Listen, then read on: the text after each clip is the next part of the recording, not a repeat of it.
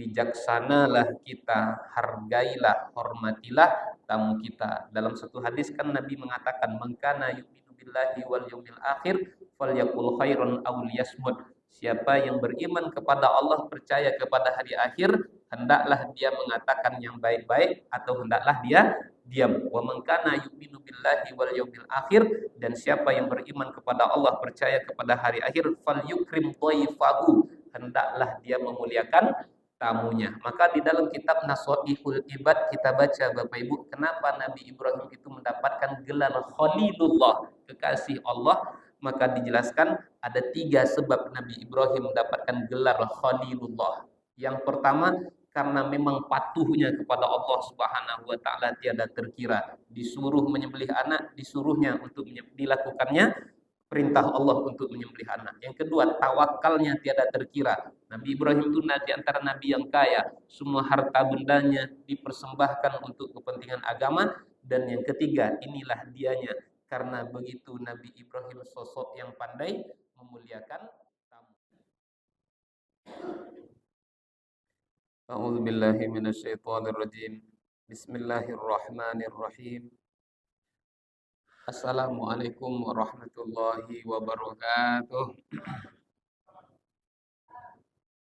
Alhamdulillahi rabbil alamin. Alhamdulillahillazi khalaqas samawati wal ard wa ja'ala az-zulumati wan nur.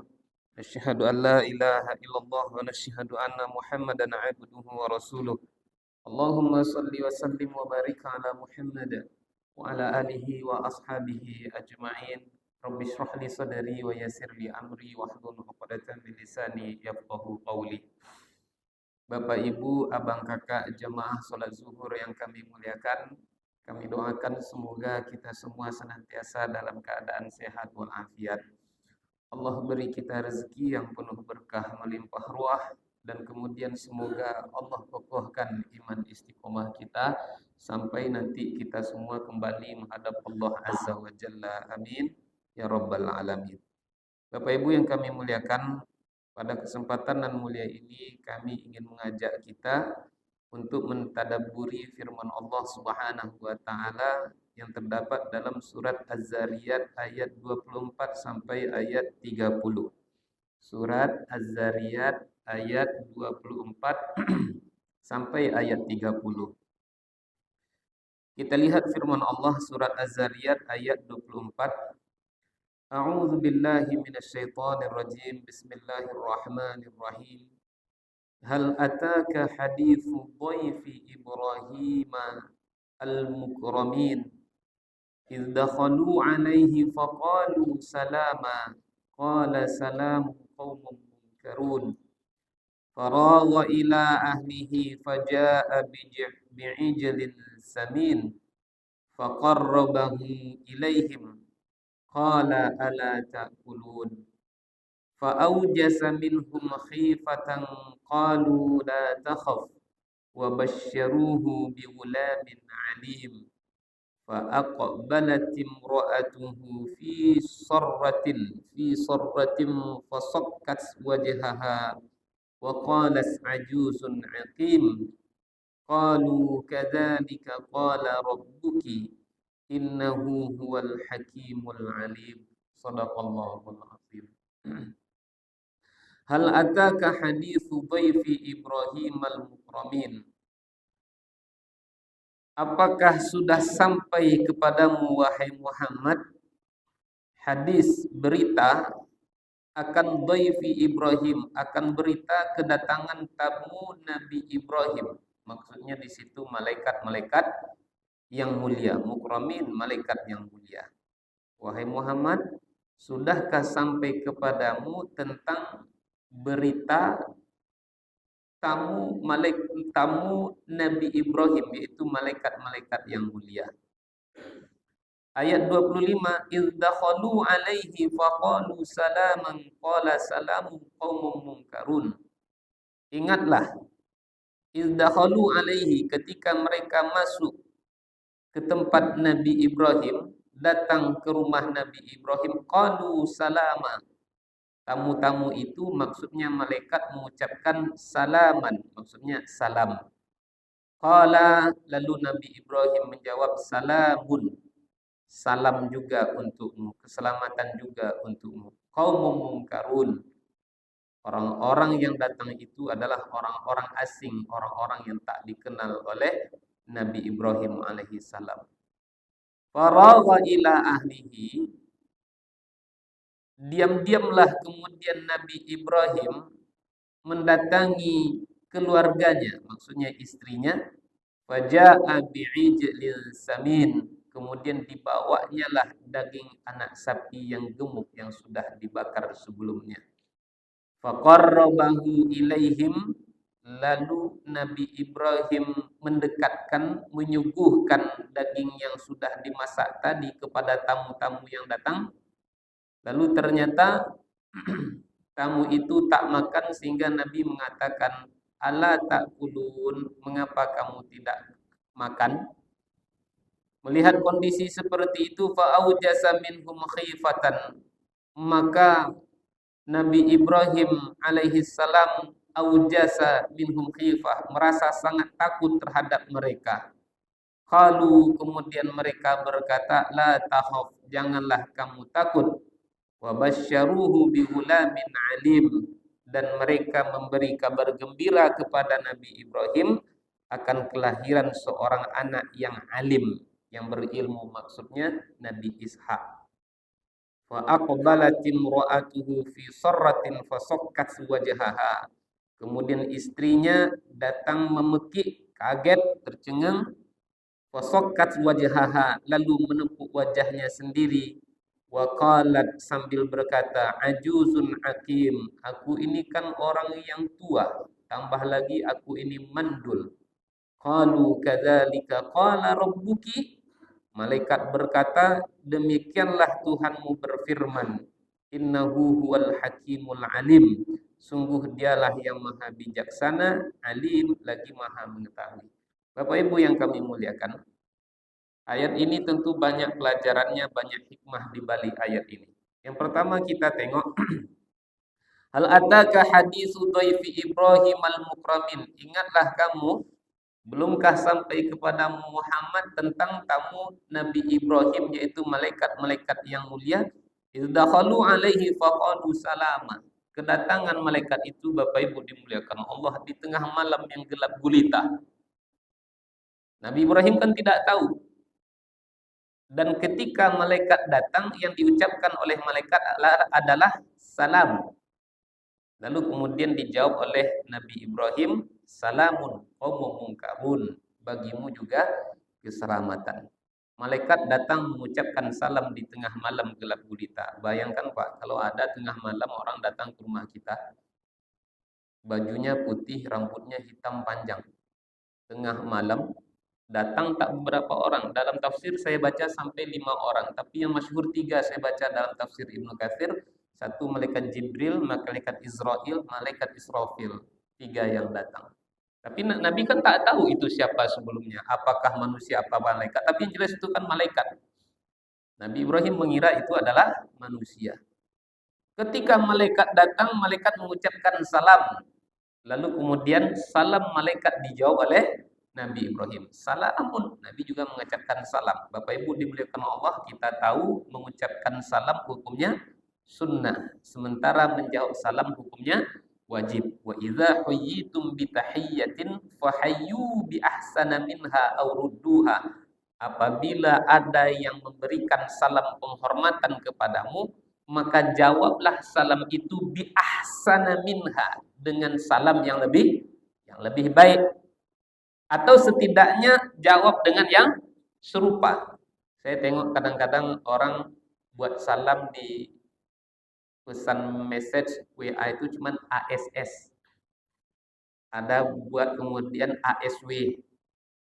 Karena dia pendek, maka mengamalkan ayat aurudduha. Dia jawab dengan yang sama dengan itu. Dia jawabnya WWW. Waalaikumsalam warahmatullahi wabarakatuh. WWW. Atau askum. Lalu dijawab dengan samkum. Sependek-pendeknya Bapak Ibu, salam. Jangan disingkat-singkat lagi. Kalau mau menjawab yang sama juga salam. Jangan lagi pakai askum atau samkum. Apalagi ASW. Kalau ASW itu kalau kita bacakan tak enak bacaannya, Pak. ASW, Bapak aja lah sendiri yang bacanya, tak enak didengar. Kita live nanti di stop pula. Cakapnya tak elok. Jadi salam.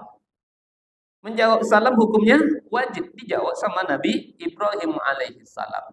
Lalu kemudian Nabi Ibrahim langsung mempersilahkan mereka untuk masuk. Nah, itu adab tamu Bapak Ibu dimuliakan Allah. Datang tamu ke rumah kita mengucapkan salam, tapi kadang-kadang saya tengok, saya dapati, kadang-kadang saya perhatikan ada pengemis datang ke rumah, ada kemudian jemaah dakwah datang ke rumah, pengemis datang ke rumah. Assalamualaikum. Assalamualaikum. Atau kita di lampu merah, Assalamualaikum, dijawab cuma begini aja. Bukan begitu jawab salam. Menjawab salam itu dengan Waalaikumsalam. Lalu kemudian apalagi jamaah tabligh datang ke rumah jamaah dakwah. Tidak ada dijawabnya salam. Dan bahkan tidak dibukakan pintu. Nabi Ibrahim tamu datang tengah malam gelap gulita, tidak kenal Nabi Ibrahim. Di dalam ayat kan disebutkan qaumum mungkarun. Yang datang ini kaum mungkarun, orang asing. Berarti Bapak Ibu orang asing, orang yang tak dikenal, pasti orang ini jauh. Nabi Ibrahim langsung persilakan masuk ke dalam rumah tanpa banyak cakap. Nabi Ibrahim langsung dia pergi ke belakang, tanya istrinya, Adinda, apa yang bisa kita suguhkan untuk tamu kita? Ternyata di belakang tak ada yang bisa disuguhkan. Lalu kemudian istri Nabi Ibrahim dan juga Nabi Ibrahim tengok apa yang terbaik yang bisa disuguhkan. Karena memang tak ada makanan bisa disuguhkan. Pergi ke belakang, Nabi Ibrahim sembelihlah seekor sapi di tengah gelapnya malam, anak sapi, dan kemudian dipanggang. Setelah dipanggang dan kemudian langsung disuguhkan kepada tamu. Bapak Ibu dimuliakan Allah, tamu dipersilahkan masuk. Nabi Ibrahim langsung ke belakang mencari apa yang bisa disuguhkan. Nabi Ibrahim belum bertanya lagi, Pak. Kalau kita kan biasanya kalau tamu datang, bahkan masih di pintu dia sudah datang. Apa cerita, Pak? Apa hajat nak datang siang-siang macam di malam-malam ini? Nabi Ibrahim tak tanya.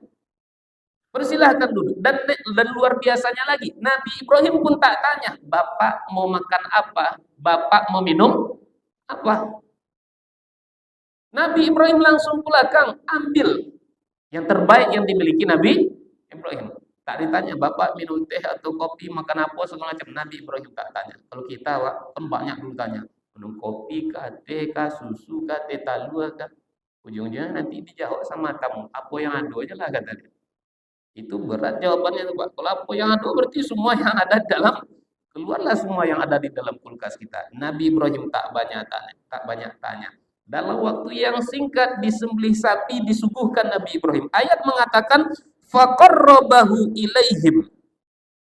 Faragha ila ahlihi faja'a bi'ijlin samin. Nabi Ibrahim kemudian membawa daging anak sapi yang gemuk dan kemudian faqarrabahu ilaihim. Nabi Ibrahim suguhkan ke dekat mereka. Dalam tafsir Ibnu Katsir, Nabi Ibrahim itu sampai mendekatkan ke dekat kaki mereka, saking dekatnya. Kalau kita kan kadang beda, Pak. Antara sofa dengan meja tamu itu, dengan meja itu kadang-kadang jauh jaraknya. Sehingga orang kadang-kadang sungkan untuk mengambil yang ada di meja. Nabi Ibrahim tak begitu, didekatkan ke lutut mereka. Nabi persilahkan mereka untuk memakannya. Tapi ternyata Bapak Ibu dimuliakan Allah, di dalam surat Hud dijelaskan juga, ternyata tangannya tak menyentuh makanan itu. Dalam riwayat dijelaskan, ketika mereka tak makan daging itu, tambah lagi diperhatikan oleh Nabi Ibrahim, ternyata kakinya tak sampai ke lantai, Pak.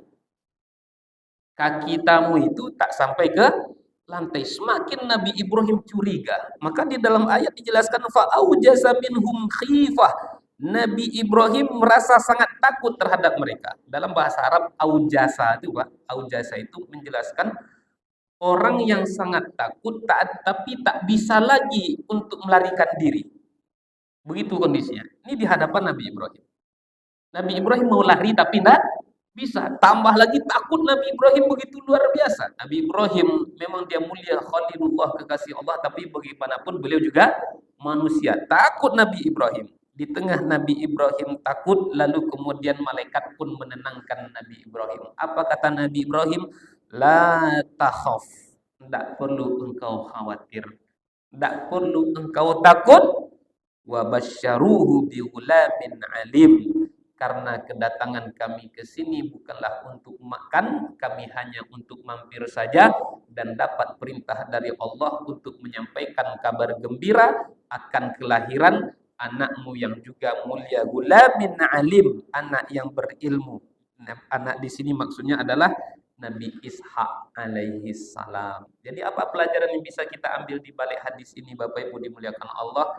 Maka hadis ini mengingatkan kepada kita, bijaksanalah kita, hargailah, hormatilah tamu kita. Dalam satu hadis kan Nabi mengatakan, "Man kana yu'minu billahi wal yawmil akhir falyaqul khairan aw liyasmut." Siapa yang beriman kepada Allah, percaya kepada hari akhir, hendaklah dia mengatakan yang baik-baik atau hendaklah dia diam. Wa man kana yu'minu billahi wal yawmil akhir, dan siapa yang beriman kepada Allah, percaya kepada hari akhir, falyukrim dhaifahu, hendaklah dia memuliakan tamunya. Maka di dalam kitab Nasaihul Ibad kita baca Bapak Ibu, kenapa Nabi Ibrahim itu mendapatkan gelar Khalilullah, kekasih Allah. Maka dijelaskan ada 3 sebab Nabi Ibrahim mendapatkan gelar Khalilullah. Yang pertama, karena memang patuhnya kepada Allah Subhanahu wa taala tiada terkira. Disuruh menyembelih anak, disuruhnya untuk dilakukannya perintah Allah untuk menyembelih anak. Yang kedua, tawakalnya tiada terkira. Nabi Ibrahim itu di antara nabi yang kaya, semua harta bendanya dipersembahkan untuk kepentingan agama.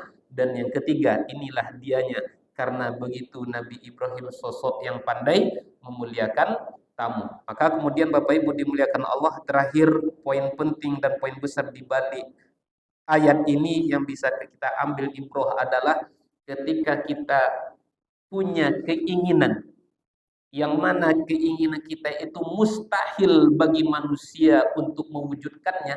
Kalau kita tengok kan istri Nabi Ibrahim alaihissalam itu menurut ilmu medis kan sudah di apa? Di istilahnya apa tuh Pak? Divonis, bukan dipostingnya, divonis sebagai orang yang mandul, takkan lagi punya anak, terlebih lagi sudah tua, ajuzun, sudah sangat tua sekali. Mustahil menurut ilmu manusia. Tapi Nabi Ibrahim melakukan sesuatu yang sulit dilakukan oleh manusia. Mustahil menurut ilmu manusia. Dia bisa melahirkan, maka kemudian dia punya kehendak yang luar biasa, maka dia melakukan sesuatu yang sulit dilakukan oleh manusia. Apa dianya? Itulah dianya, begitu hebatnya, begitu luar biasanya Nabi Ibrahim memuliakan tamu. Banyak keinginan kita yang barangkali menurut kita mustahil bagi kita untuk melakukannya. Maka Bapak Ibu dimuliakan Allah, buatlah ibadah yang tak banyak dilakukan oleh umat manusia. Mana contohnya? Di tengah malam di saat banyak orang yang tidur, ayo kita bangun sholat tahajud. Memang duit kita sedikit, tak seperti orang kaya. Orang kaya dalam sehari bisa sedekah dia 100, bisa sedekah 100.000 rupiah. Karena gaji kita sedikit, sebulan mungkin cuma 3 juta. Maka kita sisihkan 10% dari itu. Sehari kita sedekah 5.000, sehari kita sedekah 10.000. Orang kaya bisa mereka naik haji, mungkin mereka menabung cuma 2 tahun, 3 tahun. Maka ketika gaji kita sedikit, kita simpankan juga, sisipkan juga untuk memenuhi panggilan Allah Subhanahu wa taala. Ketika kita melakukan sesuatu yang sulit dilakukan oleh umat manusia, Allah akan menggantinya dengan yang lebih hebat yang sulit bagi manusia untuk mewujudkannya. Bapak Ibu dimuliakan Allah, dalam satu hadis Nabi mengatakan al jazaa'u ala qadril masyaqqah. Besar kecilnya pahala yang kita dapat itu tergantung dengan besar kecilnya pengorbanan yang kita lakukan dalam melakukan suatu amalan. Pada akhirnya kita bermohon kepada Allah melalui ayat ini, mudah-mudahan kita ini Allah jadikan sebagai hamba-hamba yang pandai memuliakan tamu. Amin ya rabbal alamin. Wabillahi taufiq wal hidayah. Wassalamualaikum warahmatullahi wabarakatuh.